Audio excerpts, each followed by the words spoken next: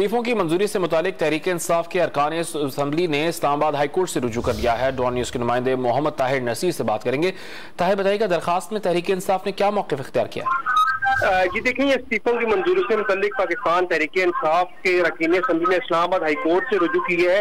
इस्तदा की गई है कि अदालत स्पीकर को हदायत दे कि वो इस्तीफों की मंजूरी से मुतालिक अपनी आईनी जिम्मेदारी पूरी करे।